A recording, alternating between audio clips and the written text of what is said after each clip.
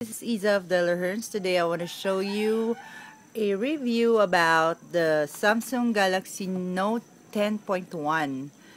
This is a phablet or phone tablet na pwedeng lagyan ng SIM card. This is really a big one kasi itong palang kanyang screen, this is 9 inches. Actually, ito nga ay 10.1, so itong screen niya is 9 inches. Let's try. Okay. Yan. Yung loob niya.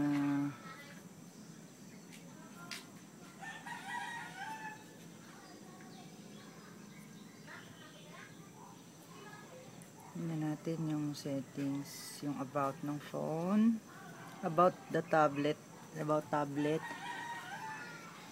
Yan. Ito po. This is Android version 4.2.2.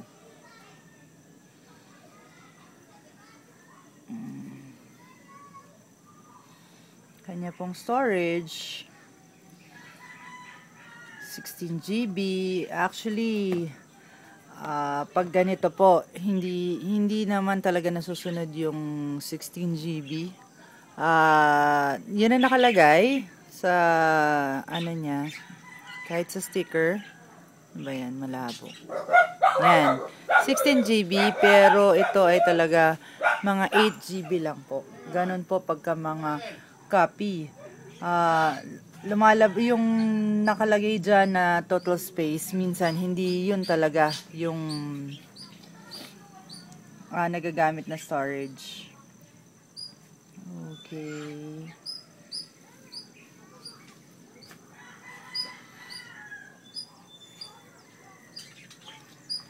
Hindi ko pa alam masyado yung mga features nito. Ngayon lang ako open ng mga ganito. Wag po yan.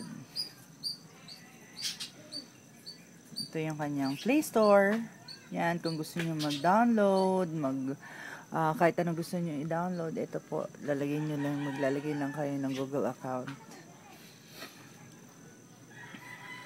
Let's try yung camera. Yan, nandito po kasi ako sa outdoor, kung makikita nyo. Ito.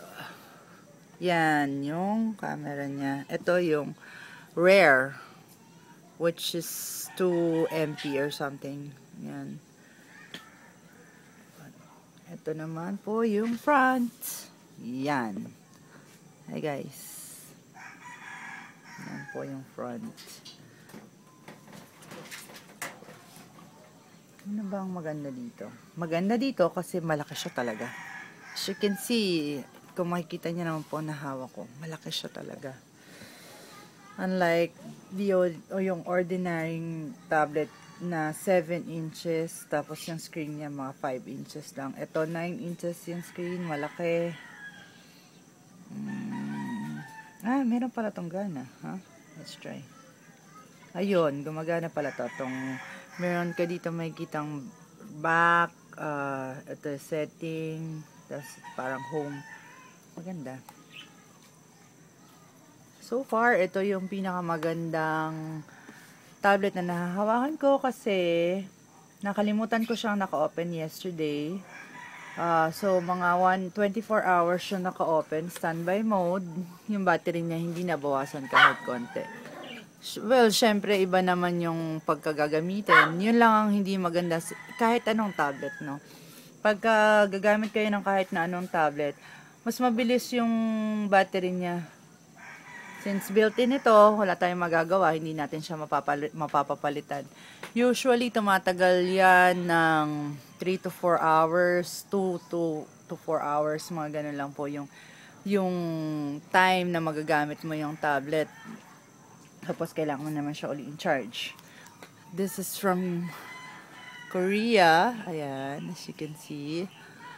Tapos, ito pala, kaya ko pala to video para na rin doon sa umorder. Kasi baka mahirapan kayo sa paghanap. Dito po nilalagay yung SIM at saka memory card. Nung una rin, Hindi ko pa alam. Yan. Tatanggalin niyo po ito. Yan. Tapos, dito. Ayan. Yan po yung SIM slot niya. At dito naman yung micro SD slot niya.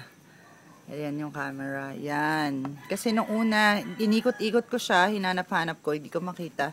Yung pala yun. Nandoon. So, balik na po natin ito. Yan.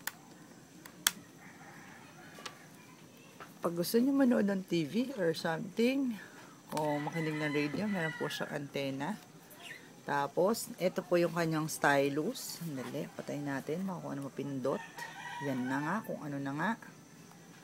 Okay. Here's the stylus. Tabak. The side pala. Medyo mahirap pa kasi bago pa. Oh my God. Sisira yung kuko ko. Ayun. Thanks. At last. Yan. Here's the stylus. Ito po. You can use this also for if you want to browse something right here. Yan. Para po mas madali. Yan. Let's try. Ito, may TV siya. Player, Opera Mini. Too bad I don't have an internet. 09. Wait. Here's my number. 09. 3. Ay, oh. 5. 8, 4, 5, 9, 4, 9, 7. Call. Since wala pa po itong SIM card, di po natin siya magagamit. Ayan, meron siyang calendar. Ang camera nakita nyo na. Opera Mini. Pag magbabrowse, sounds record. Hello, hello, hello. Hello, hello, hello, hello, hello. Pause. Play. I stop, sorry. Play. Where's the speaker? Saan yung speaker?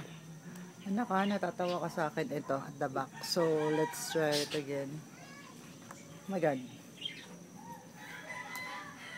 Pindot ka ba? Yung play. No. So, narinig niyo po. Discard na natin yan. Anyway, ano pa ba? Masyado na mahaba yung video. Baka mahirapan ako mag-upload dahil sa hina ng internet. I'll get back to you later, guys. Thank you. Bye!